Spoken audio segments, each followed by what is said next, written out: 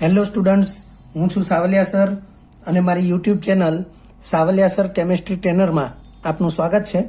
વિદ્યાર્થી મિત્રો, 11th કેમેસ્ટ્રીના પરમાણ્વીય બંધાર ચેપ્ટર એના JEE નીટના MCQ સોલ્યુશન લેક્ચર 8, જેમાં આપણે ફક્ત ને ફક્ત ઇલેક્ટ્રોન રચના આધારિત અને કક્ષકોના શક્તિના સાપેક્ષ ક્રમ આધારિત MCQનો અભ્યાસ કરવાના છીએ.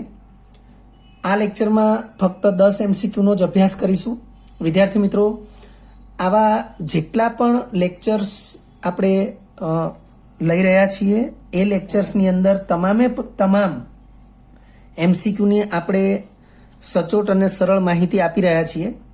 પરંતુ અહીં આપણે 10 થી 12 MCQ કે વધીને 15 MCQ ને સોલ્વ કરવા માટે લગભગ 45 થી 50 મિનિટના સમયનો લેક્ચર આપણે લેતા હોઈએ છીએ.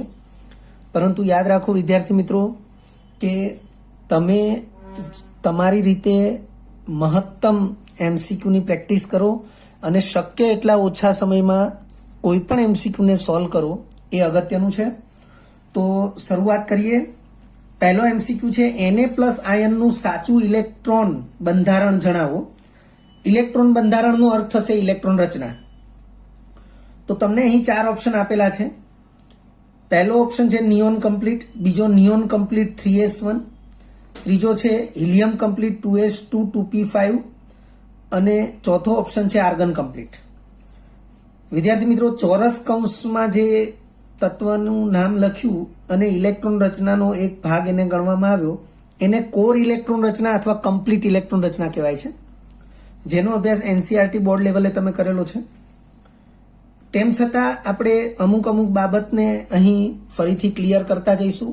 ઉકેલ તરીકે તમને સાચો ઓપ્શન આપવામાં આવ્યો છે વિકલ્પ A. કઈ રીતે વિકલ્પ A છે? તો વિદ્યાર્થી મિત્રો, નિયોન જેનો Z10 છે, Z કહેતા પરમાણુ ક્રમાંક 10 હોવો એનો મતલબ 10 ઇલેક્ટ્રોન છે. અર્થ કે સોડિયમ, તો સોડિયમનો પરમાણુ ક્રમાંક 11 છે. એની ઇલેક્ટ્રોન રચના 1s2 2s2 2p6 3s1, અથવા કોર ઇલેક્ટ્રોન રચના લઈએ તો નિયોન કે જે નિષ્ક્રિય તત્વ છે, એના 10 ઇલેક્ટ્રોન જ્યાં પૂર્ણ થતા હોય ઇલેક્ટ્રોન રચનામાં, તો તમે જોઈ શકો છો કે અહીં 10 ઇલેક્ટ્રોન પૂર્ણ થાય છે ઇલેક્ટ્રોન રચનાની અંદર.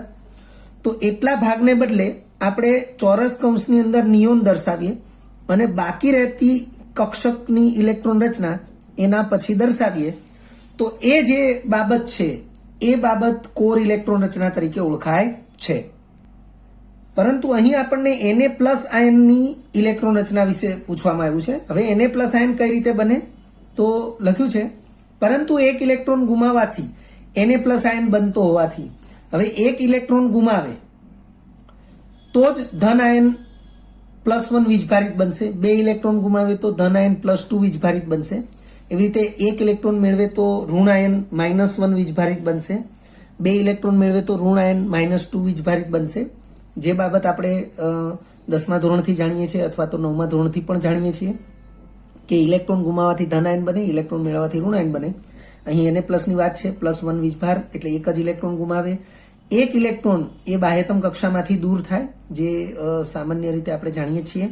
તો અહીં નંબર 3, n = 3 જે બાહ્યતમ કક્ષા છે અને એમાં એક ઇલેક્ટ્રોન છે એ દૂર થશે એટલે Na+ બનશે. તો Na+ ની ઇલેક્ટ્રોન રચના એ 1s2 2s2 2p6 થશે. પરંતુ એ ઇલેક્ટ્રોન રચના છે એને નિયોન કમ્પ્લીટ તરીકે પણ દર્શાવી શકાય, એટલે અથવા કરીને નિયોન કમ્પ્લીટ જ છે. એટલે વિકલ્પ A એ આપણો સાચો વિકલ્પ થશે. બીજા નંબરે જે MCQ આપ્યો છે કે નીચેના પૈકી ક્રોમિયમ તત્વનું વાસ્તવિક ઇલેક્ટ્રોન બંધારણ કયું છે?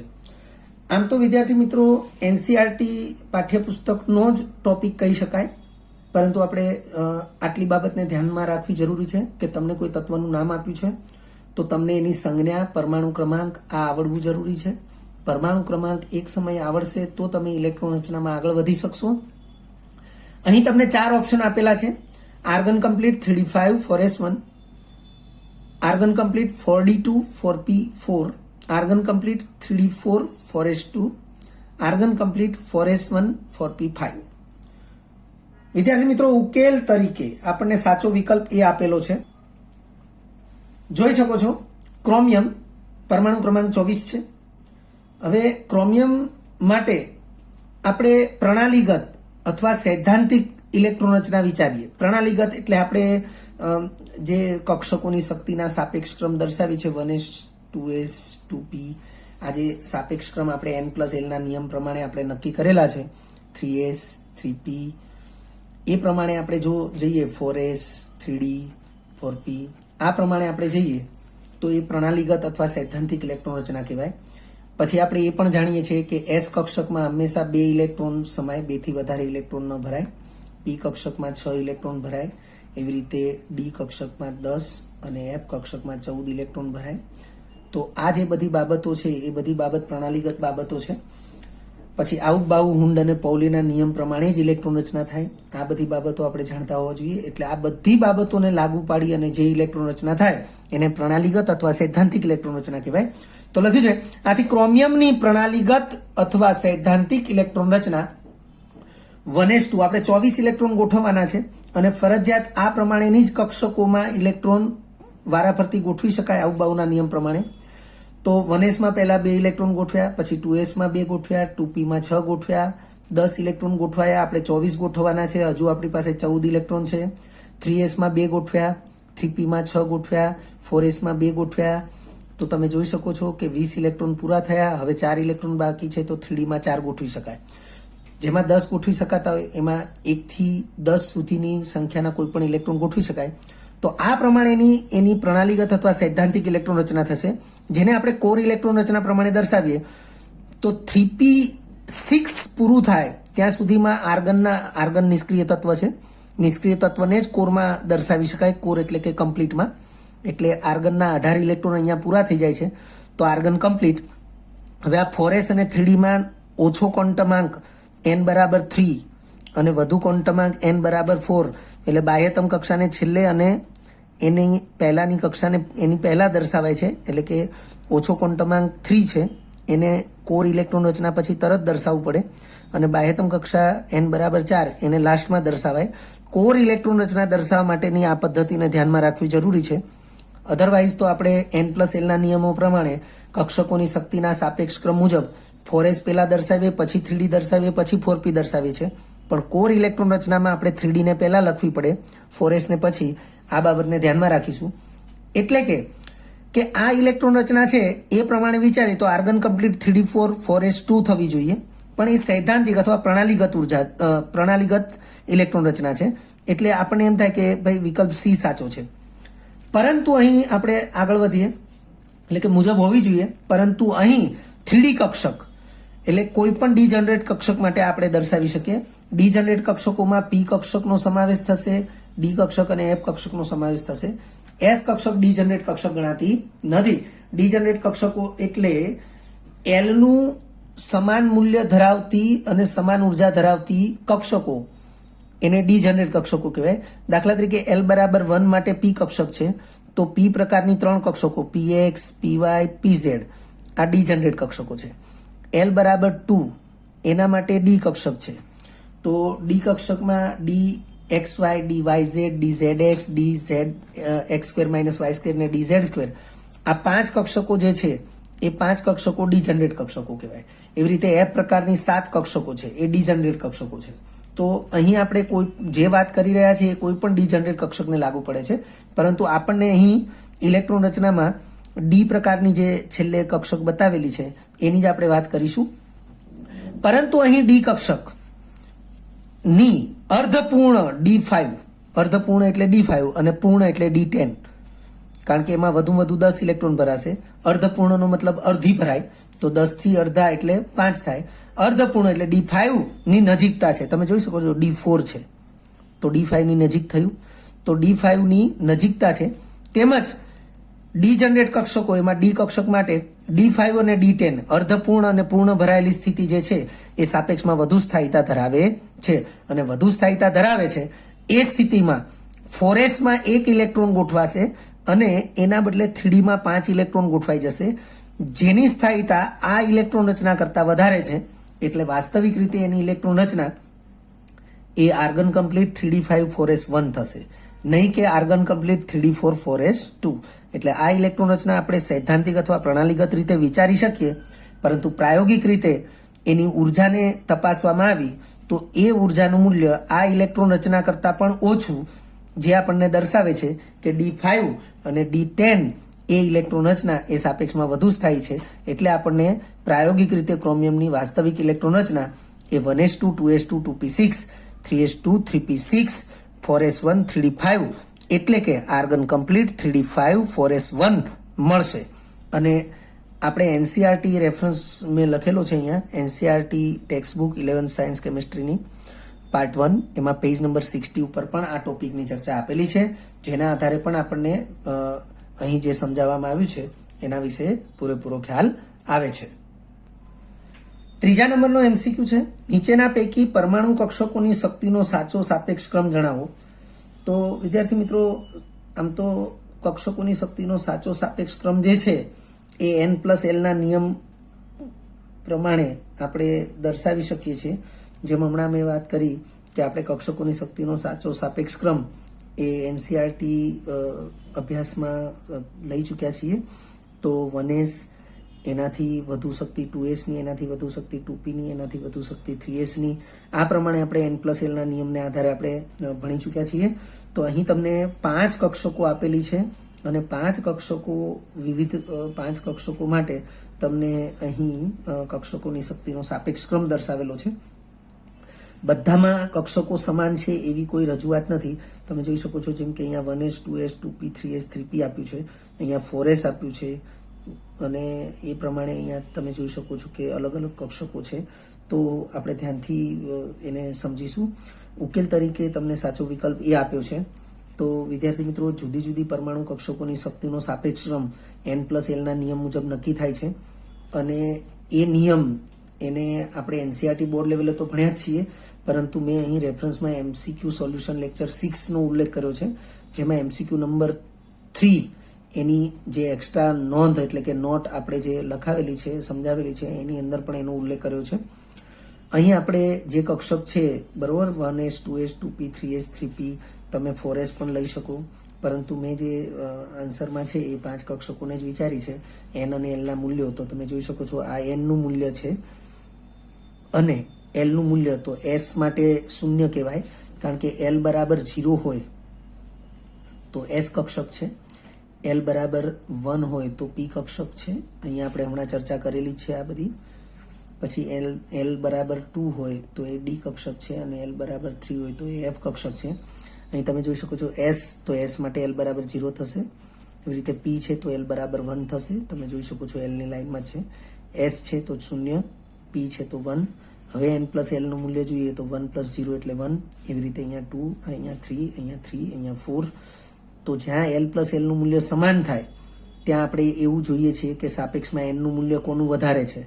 તો 2p અને 3s બંને માટે N+L ના મૂલ્યો 3 3 છે, પરંતુ 2p માં n બરાબર 2 છે અને 3s માં n બરાબર 3 છે.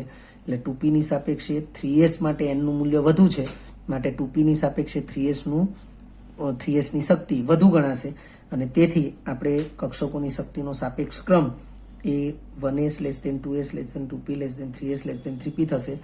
આ જે ચર્ચા છે એ આપણે અહીં લખી જ છે કે 2p અને 3s માટે N+L નું મૂલ્ય સમાન 3 છે, પરંતુ મુખ્ય ક્વોન્ટમાંક n ના મૂલ્યોની સરખામણી કરીએ તો 2 નાનો છે, 3 મોટો છે. મુખ્ય ક્વોન્ટમાંક n નું મૂલ્ય તો 2 નાનું કહેવાય, 3 મોટું કહેવાય. તો 2 < 3 મુજબ શક્તિનો સાપેક્ષ ક્રમ 2p < 3s થશે, અને તેથી 5 કક્ષકો જે છે આપેલી કક્ષકો એના માટે શક્તિનો સાપેક્ષ સાચો જે ક્રમ છે એ વિકલ્પ એ મુજબ થશે. ચોથા નંબરનો એમસીક્યુ છે, ક્રોમિયમ પરમાણુની ભૂમિ અવસ્થા એટલે ધરાવસ્થા. તો ક્રોમિયમ પરમાણુની ભૂમિ અવસ્થામાં ગૌણ ક્વોન્ટમાંક l બરાબર 1 અને l બરાબર 2 ધરાવતા ઇલેક્ટ્રોનની સંખ્યા અનુક્રમે કેટલી હોય. હવે l બરાબર 1 ની વાત થઈ એટલે p કક્ષકોમાં ટોટલ કેટલા ઇલેક્ટ્રોન છે એવું આપણે વિચારવાનું છે, અથવા એવું નક્કી કરવાનું છે. અને l બરાબર 2 એનો મતલબ d કક્ષકમાં ઇલેક્ટ્રોનની કુલ સંખ્યા કેટલી છે એ આપણે નક્કી કરવાનું છે. અહીં તમને જુદા જુદા ઓપ્શન આપ્યા છે. 12 4 પહેલો આંક જે છે એ l બરાબર 1 ક્વોન્ટમાંકવાળા ઇલેક્ટ્રોનની સંખ્યા અને પછીનો જે આંક છે L બરાબર 2 ક્વોન્ટમાંકવાળા ઇલેક્ટ્રોનની સંખ્યા છે. 4 ઓપ્શનની અંદર તમને અલગ અલગ સંખ્યાઓ આપેલી છે. સાચા વિકલ્પ ડી ને દર્શાવવામાં આવ્યો છે ઉકેલ તરીકે. હવે કઈ રીતે? તો વિદ્યાર્થી મિત્રો, તમે ક્રોમિયમનો પરમાણુ ક્રમાંક જાણતા હોવા જોઈએ. તો ક્રોમિયમનો પરમાણુ ક્રમાંક Z બરાબર 24, એની ઇલેક્ટ્રોન રચના 1s2 2s2 2p6 3s2 3p6 4s1 3d5. આપણે MCQ નંબર 2 ની અંદર આની ચર્ચા કરી હમણાં જ. તમે જોઈ શકો છો MCQ નંબર 2, ક્રોમિયમ તત્વ માટે સાચી ઇલેક્ટ્રોન રચના આ નથી, પરંતુ આ છે 1s2 2s2 2p6 3s2 3p6 4s1 3d5. તો એ જ ઇલેક્ટ્રોન રચના તમે જોઈ શકો છો અહીંયા આપણે દર્શાવેલી છે. હવે આપણે L બરાબર 1, તો L બરાબર 1 એટલે બધી જ p કક્ષકોને વિચારવી પડે, કારણ કે બધી જ p કક્ષકો માટે L બરાબર 1 થાય. તો તમે જોઈ શકો છો અહીંયા 2p છે અને 3p છે. તો 2p ના 6 ઇલેક્ટ્રોન, 3p ના 6 ઇલેક્ટ્રોન. તો લખ્યું છે 2p અને 3p ના કુલ ઇલેક્ટ્રોન સંખ્યા 6 + 6 એટલે 12 ઇલેક્ટ્રોન થશે. અહીંયા 6 × 2 પણ કરી શકાય, કારણ કે 2 p કક્ષકો છે. એ જ રીતે L બરાબર 2 માટે વિચારીએ તો L બરાબર 2 એટલે ડી કક્ષક થાય. બધી જ ડી કક્ષકો, તો તમે જોઈ શકો છો કે ઇલેક્ટ્રોન રચનામાં ફક્ત ને ફક્ત 3D કક્ષક છે. તો અહીં લખ્યું છે અહીં ફક્ત 3D કક્ષકના ઇલેક્ટ્રોન, તો 3D કક્ષકના 5 ઇલેક્ટ્રોન છે. તો આપણે અહીં 12 અને 5 એવો વિકલ્પ આપણને ડી આપ્યો છે. તો આપણી માટે વિકલ્પ ડી એ સાચો રહેશે. 5મો MCQ આપ્યો છે Fe+2 આયનમાં ડી કક્ષકની ઇલેક્ટ્રોન સંખ્યા સાથે નીચેના પૈકી કયું સુસંગત નથી? તમને 4 ઓપ્શન આપ્યા છે. 4 ઓપ્શનની અંદર એક ઓપ્શનમાં નિયોન તત્વ છે, બીજામાં મેગ્નેશિયમ છે, ત્રીજામાં Cl- આયન ક્લોરીન તત્વ છે, એકમાં Fe છે. તો Fe+2 માટે પૂછ્યું છે ને એક ઓપ્શનની અંદર તત્વ Fe આપ્યું છે, એટલે આપણે આને મુખ્ય ટાર્ગેટ બનાવી દઈએ અને પછી એની સાપેક્ષે બાકીના 3ને પણ જોઈએ, એટલે સરળતા ઊભી થશે. સાચા વિકલ્પ તરીકે ઉકેલમાં વિકલ્પ ડી આપ્યો છે કે Fe+2 આયનમાં ડી કક્ષકની ઇલેક્ટ્રોન સંખ્યા સાથે નીચેના પૈકી કયું સુસંગત નથી. વિદ્યાર્થી મિત્રો, તમને જે ઓપ્શન આપ્યા છે ખાલી એને ધ્યાનથી જોઈ લો, એટલે તમને ખ્યાલ આવશે કે આપણે કઈ દિશામાં વિચારવું જોઈએ. નિયોનની p કક્ષકની ઇલેક્ટ્રોન સંખ્યા, મેગ્નેશિયમમાં s કક્ષકની ઇલેક્ટ્રોન સંખ્યા, Feમાં d કક્ષકની ઇલેક્ટ્રોન સંખ્યા, Cl- આયનમાં p કક્ષકની ઇલેક્ટ્રોન સંખ્યા. તો તમારે Fe+2ની ઇલેક્ટ્રોન રચના તો જોવાની જ છે, સાથે સાથે આ બધા તત્વોની ઇલેક્ટ્રોન રચના એટલે કે Cl- આયન સહિત બધા તત્વોની ઇલેક્ટ્રોન રચના પણ જોવાની છે, અને પછી આપણે નક્કી કરવાનું છે કે કયું સુસંગત નથી. અહીં ઉકેલ તરીકે વિકલ્પ ડી એ સુસંગત નથી, પરંતુ કઈ રીતે તો મેં એની ચર્ચા અહીં કરેલી છે કે સૌથી પહેલા વિકલ્પ સી થી શરૂઆત કરી છે. તમે જોઈ શકો છો મેં અહીંયા સી લખ્યું છે. Fe તત્વ એમાં આપ્યો છે અને પ્રશ્નમાં Fe+2 આયન વિશે પૂછ્યું છે, એટલે આપણે સી તત્વથી શરૂઆત, મતલબ સી ઓપ્શનથી શરૂઆત કરી છે.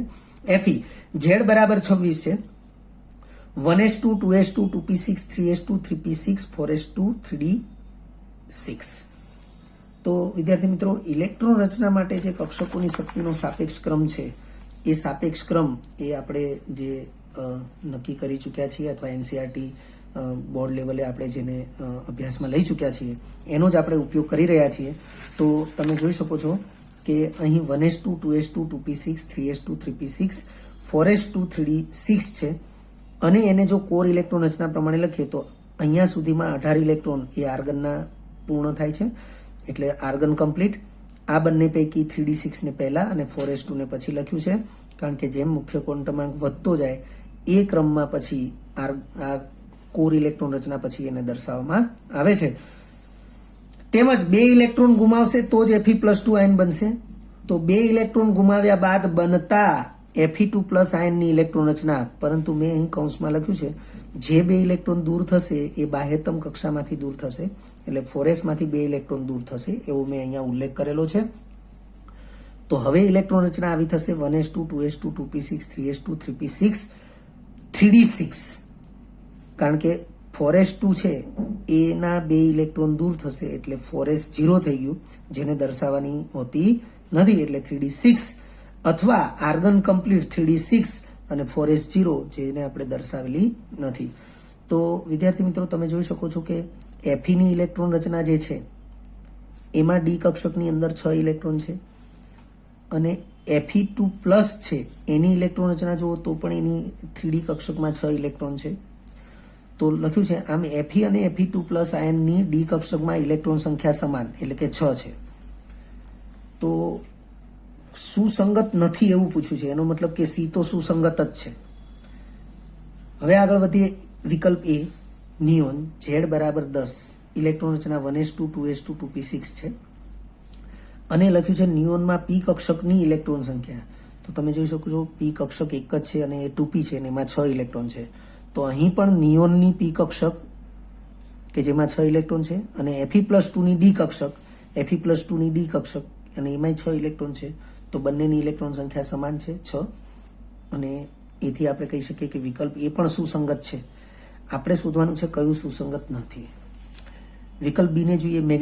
મેગ્નેશિયમનો પરમાણુ ક્રમાંક Z બરાબર 12. વિદ્યાર્થી મિત્રો તમને પરમાણુઓના પરમાણુ ક્રમાંક આવડતા હોવા જરૂરી છે. એ નહીં આવડે તો તમને ઇલેક્ટ્રોન રચના આવડશે નહીં. તો એની ઇલેક્ટ્રોન રચના થશે 1s2 2s2 2p6 3s2.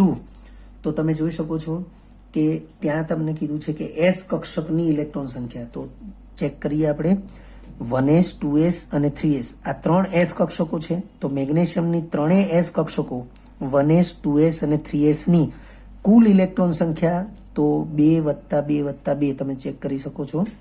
અહીંયા આપણે 2 × 3 પણ લખી શકીએ કારણ કે 2 કક્ષક પ્રતિ 2 ઇલેક્ટ્રોન પ્રતિ S કક્ષક ગોઠવાશે અને એવી 3s કક્ષક છે. તો 2 તરી 6 ઇલેક્ટ્રોન થશે. તો 6 ઇલેક્ટ્રોન એ Fe+2ના 3D કક્ષકના 6 ઇલેક્ટ્રોનની સંખ્યા સાથે સમાન છે એટલે એ પણ સુસંગત છે. તો આ 3 સુસંગત આવ્યા A, B અને C. ડી તો ડી સુસંગત નથી એવું આપણે કહી શકીએ, પરંતુ આપણે એને ચેક કરીશું. તો ક્લોરીન Z બરાબર 17 ઇલેક્ટ્રોન રચના થશે 1s2 2s2 2p6 3s2 3p5. હવે Cl આયન માટે વિચારવાનું થાય તો એક ઇલેક્ટ્રોન મેળવેલી સ્થિતિ હોય અને એ જે એક ઇલેક્ટ્રોન મેળવે પછી જે Cl આયન બનશે, પરંતુ જે ઇલેક્ટ્રોન મેળવે છે એને કઈ જગ્યાએ મેળવે છે તો એક ઇલેક્ટ્રોનને 3p કક્ષકમાં સ્વીકારે છે. તો 3p કક્ષક આપણે જોઈ શકીએ છીએ કે 3pમાં 5 ઇલેક્ટ્રોન છે. એક ઇલેક્ટ્રોનને 3p કક્ષકમાં સ્વીકારશે એટલે હવે 3p6 થઈ જશે, બાકી બધું સેમ રહેશે. તો Cl આયનની ઇલેક્ટ્રોન રચના એ 1s2 2s2 2p6 3s2 3p6 થશે. આથી Cl- ની p કક્ષકો, કારણ કે આમાં લખ્યું છે Cl- માં p કક્ષકની ઇલેક્ટ્રોન સંખ્યા. આથી Cl- ની p કક્ષકો તો એમાં 2 p કક્ષકો છે 2p અને 3p ની કુલ ઇલેક્ટ્રોન સંખ્યા તો 6 + 6 એટલે 12 થઈ. હવે Fe+2 આયનની ડી કક્ષકમાં 6 ઇલેક્ટ્રોન છે અને અહીંયા p કક્ષકોના 12 ઇલેક્ટ્રોન થાય છે, એ જે સુસંગત નથી. એટલે આપણે કહી શકીએ કે વિકલ્પ ડી એ સુસંગત નથી. 6થા નંબરનો MCQ છે સીઝિયમ આયન Cs+. વિદ્યાર્થી મિત્રો સીઝિયમ એ પ્રથમ સમૂહનું તત્વ છે અને પ્રથમ સમૂહના તત્વની સંયોજકતા +1 છે કારણ કે બાહ્યતમ કક્ષામાં એક જ ઇલેક્ટ્રોન ધરાવે છે અને એક ઇલેક્ટ્રોન ગુમાવીને +1 વીજભારિત આયન જ બની શકે છે. સીઝિયમ આયન Cs+ માં રહેલી બધી જ sp_d કક્ષકોમાં વ્યક્તિગત કુલ ઇલેક્ટ્રોન સંખ્યા, ઇલેક્ટ્રોન અહીં બાય મિસ્ટેક આપણે લખ્યું નથી, કક્ષકોમાં વ્યક્તિગત કુલ ઇલેક્ટ્રોન સંખ્યા અનુક્રમે કેટલી હશે તો 10 24 20 પહેલા ઓપ્શનની અંદર. એવી રીતે તમને જોઈ શકો છો 4 ઓપ્શનની અંદર 3 સંખ્યાઓ આપેલી છે. પહેલી સંખ્યા S કક્ષકમાં કુલ ઇલેક્ટ્રોન સંખ્યા છે, બીજી સંખ્યા એ P કક્ષકમાં કુલ ઇલેક્ટ્રોન સંખ્યા અને ત્રીજી કક્ષા એ D કક્ષકમાં કુલ ઇલેક્ટ્રોન સંખ્યા. એ પ્રકારે અહીં દરેક ઓપ્શનની અંદર સંખ્યાઓ આપેલી છે. સાચા વિકલ્પ તરીકે વિકલ્પ A ને દર્શાવવામાં આવ્યો છે. તો ચેક કરીએ કેવી રીતે. તો સૌથી પહેલા સીઝિયમનો પરમાણુ ક્રમાંક Z બરાબર 55. વિદ્યાર્થી મિત્રો પરમાણુ ક્રમાંક આપણને યાદ હોવા જરૂરી છે, અધરવાઇઝ તમે એને કોઈ પણ ટેકનિકથી યાદ રાખી શકો છો. આગળ વધીએ તો 55 ઇલેક્ટ્રોનની ગોઠવણી આપણે 1s2 2s2 2p6 3s2 3p6 4s2, 3d10, 4p6, 5s2, 4d10, 5p6 અને 6s1. તો વિદ્યાર્થી મિત્રો, સીઝિયમ છે એ છઠ્ઠા આવર્તનો તત્વ છે અને પ્રથમ સમૂહનો તત્વ છે.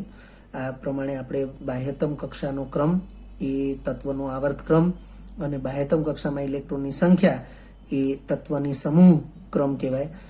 એ આ એક્સ્ટ્રા ચર્ચા છે, મૌખિક રીતે કરી રહ્યો છું. યાદ રાખી લેજો કે સીઝિયમ તો એનો અંતિમ ઇલેક્ટ્રોન 6s કક્ષકમાં છે.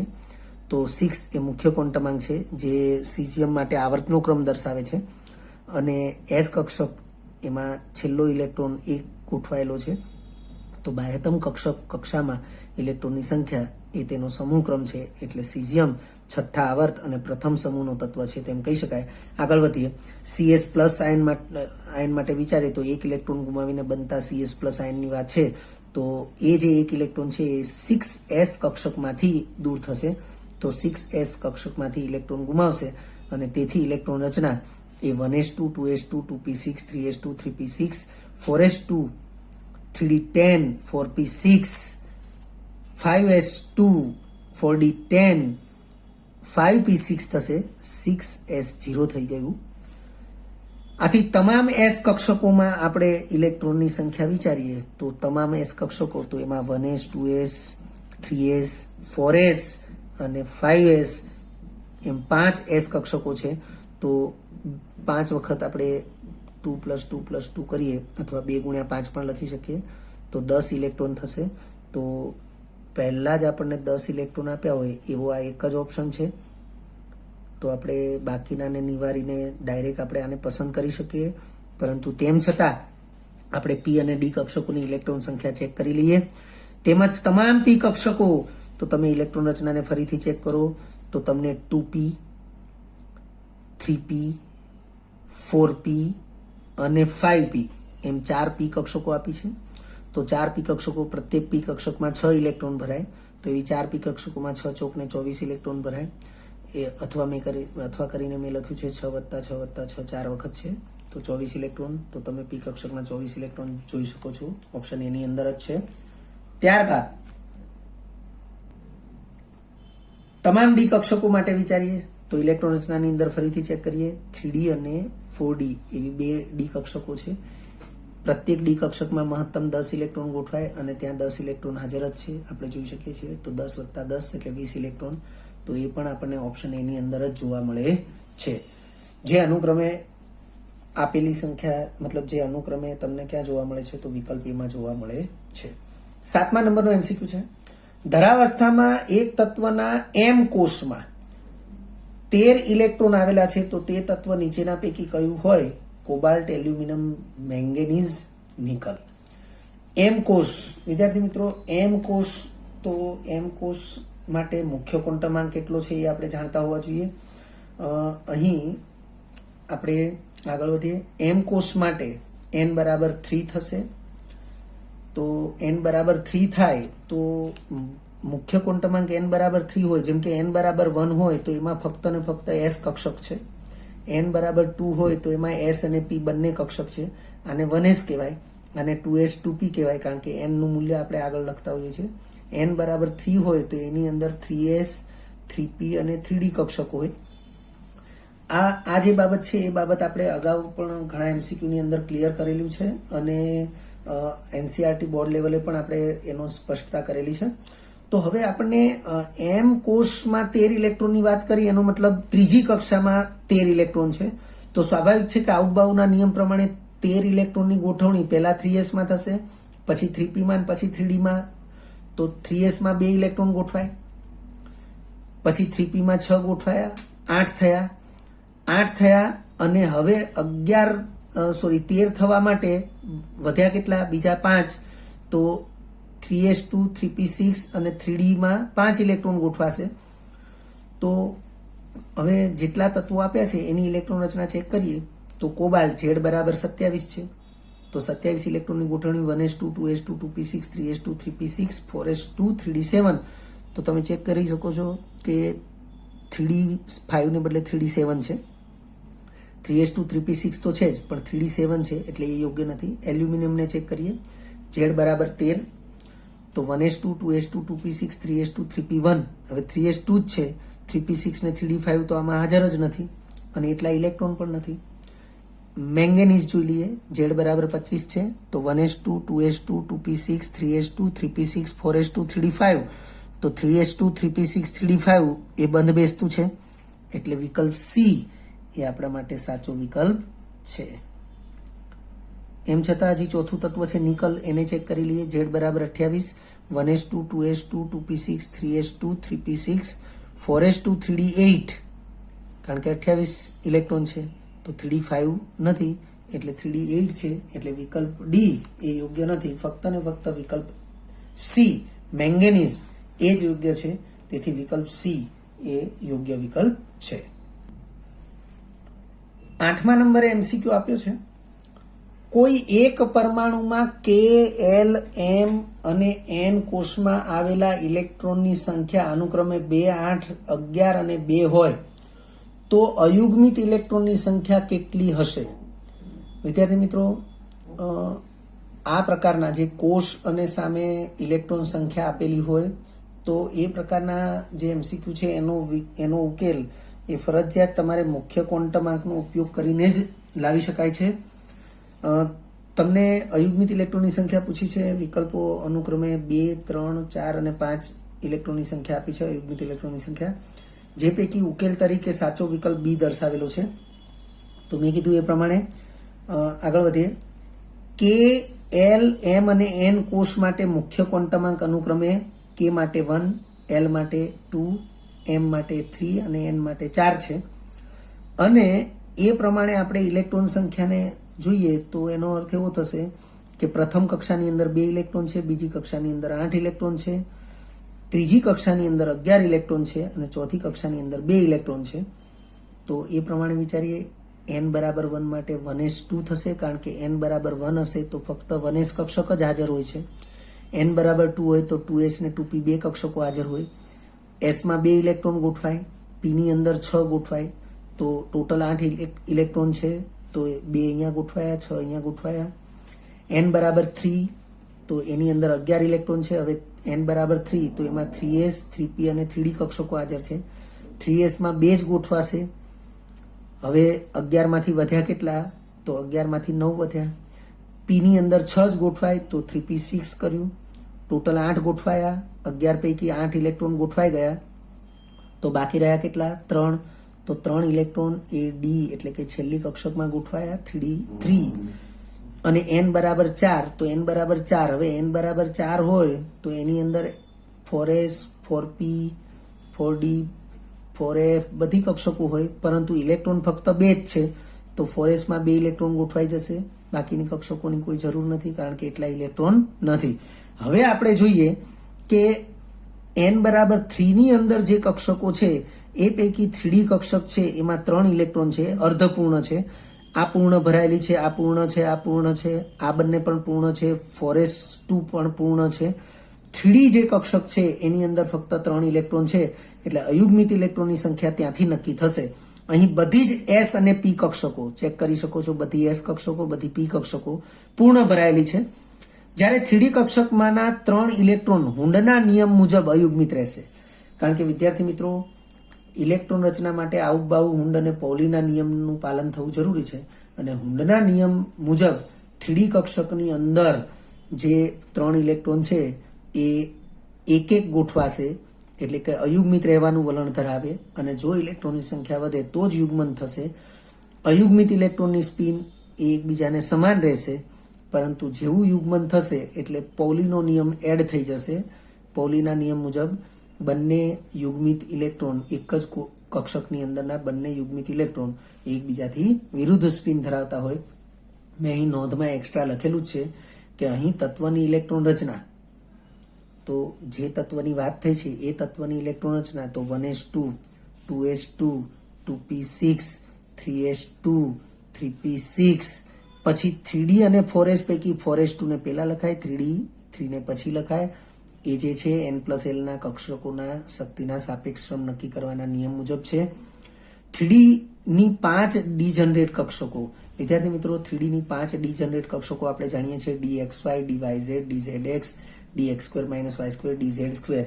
એ 5 કક્ષકોને આપણે 5 ખાના તરીકે દર્શાવીએ અને એની અંદર 3 ઇલેક્ટ્રોનની ગોઠવણી આપણે દર્શાવીએ તો હુમના નિયમનું પાલન કરશે કે ઇલેક્ટ્રોન એ અયુગ્મિત રહેવાનું વલણ ધરાવશે. અયુગ્મિત ઇલેક્ટ્રોનની સ્પિન એકબીજાને સમાંતર રહેશે. તો અહીં 3 ઇલેક્ટ્રોન છે એટલે 3 ઇલેક્ટ્રોન આ રીતે અયુગ્મિત રહેશે. એટલે આપણે અયુગ્મિત ઇલેક્ટ્રોનની સંખ્યા 3 જે આપણને વિકલ્પ બી માં જોવા મળે છે. ત્યારબાદ 9મા નંબરનો એમસીક્યુ છે.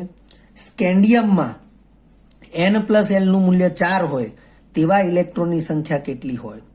તો સૌથી પહેલા તો આપણને સ્કેન્ડિયમ તત્વનો પરમાણુ ક્રમાંક આવડવો જોઈએ. એના ઉપરથી ઇલેક્ટ્રોન રચના અને એના ઉપરથી n+l નું મૂલ્ય 4 હોય એવી કક્ષકો ગોતવાની અને એ કક્ષકોની અંદર ઇલેક્ટ્રોનની સંખ્યા કેટલી છે એ ટોટલ સંખ્યા આપણે આમાંથી વિકલ્પ તરીકે શોધવાની.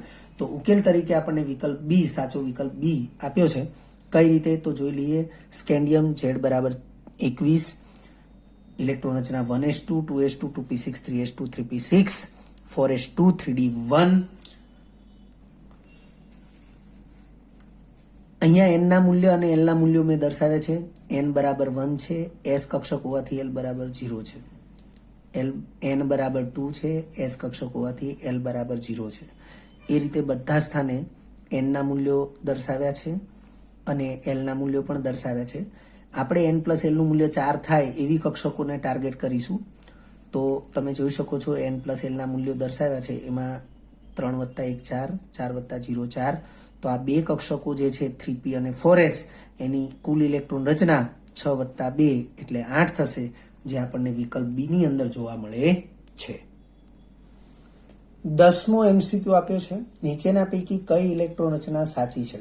વિદ્યાર્થી મિત્રો, ઇલેક્ટ્રોન રચના વિશે આપણે પુષ્કળ પ્રેક્ટિસ કરીએ તો ખૂબ જ ઓછામાં ઓછા સમયમાં આ પ્રકારના એમસીક્યુને આપણે સોલ્વ કરી શકીએ છીએ. તમે જોઈ શકો છો 4 ઓપ્શન છે અને તમને અલગ અલગ પ્રકારની ઇલેક્ટ્રોન રચનાઓ આપેલી છે. 1s2, 2s2, 2px, 2py અને 2pz ડીજનરેટ કક્ષકોમાં અનુક્રમે 2 2 અને 0 ઇલેક્ટ્રોન આપ્યા છે. એવી રીતે 1s2, 2s2, 2p6, 3p ની ડીજનરેટ કક્ષકો જે છે p પ્રકારની 3 એમાં અનુક્રમે 2 1 અને 1 ઇલેક્ટ્રોન આપ્યો છે. 1s2, 2s2, 2p6, 3s2 ફરીથી 3p પ્રકારની જે 3 ડીજનરેટ કક્ષકો છે એમાં 2 2 અને 1 ઇલેક્ટ્રોન આપે છે. એવી રીતે ડી ઓપ્શન છે એની અંદર 1s2, 2s2, 2s4, 2p6, 3s2 અને p પ્રકારની 3 ડીજનરેટ કક્ષકોમાં 1 1 ઇલેક્ટ્રોન આપ્યો છે. સાચી ઇલેક્ટ્રોન રચના આપણે શોધવાની છે. એનો અર્થ એવો થશે કે કોઈ એક ઇલેક્ટ્રોન રચના સાચી છે અને બાકીની ઇલેક્ટ્રોન રચના છે એ ખોટી અથવા અમાન્ય છે. તો ઉકેલમાં વિકલ્પ સી એને સાચી ઇલેક્ટ્રોન રચના તરીકે ગણાવેલી છે. તો આપણે અહીં એના ઉકેલ માટે જે પણ ચર્ચા કરીશું એની અંદર સૌથી પહેલાં અમુક પ્રાથમિક બાબતોને ધ્યાનમાં લઈશું અને એ પ્રાથમિક બાબતો જે છે એમાંથી અહીંયા મેં ક્રમ આપ્યો છે. પહેલો છે કે પરમાણ્વીય કક્ષકોની શક્તિનો સાચો સાપેક્ષ ક્રમ જે છે એ n+l ના નિયમ પ્રમાણે 1s < 2s < 2p < 3s < 3p < 4s < 3d < 4p < 5s < 4d તો આવી રીતે આગળ આપણે વધી શકીએ છીએ. બીજા નંબરે આ ઉપરાંત s, p, d અને f કક્ષકોમાં મહત્તમ ઇલેક્ટ્રોન સંખ્યા અનુક્રમે s માં 2, p ની અંદર 6, d ની અંદર 10, f ની અંદર 14 હોય છે. કોઈપણ કક્ષકમાં મહત્તમ ઇલેક્ટ્રોન સંખ્યાનું સૂત્ર ઇલેક્ટ્રોન સંખ્યા બરાબર 4l + 2 છે. જેમ કે આપણે l બરાબર 0 હોય તો જ s કક્ષક છે. તો એની અંદર ઇલેક્ટ્રોન સંખ્યાને વિચારો. 0 આની અંદર એપ્લાય કરીએ 4 × 0 એટલે 0, 0 + 2 એટલે ઇલેક્ટ્રોન સંખ્યા 2 થશે. l બરાબર 1 હોય તો p કક્ષક, તો l બરાબર 1 મૂલ્ય એ અહીંયા એપ્લાય કરીએ 4 × 4 અને 2 6 થશે. તો p કક્ષકની અંદર 6 ઇલેક્ટ્રોન ગોઠવાશે.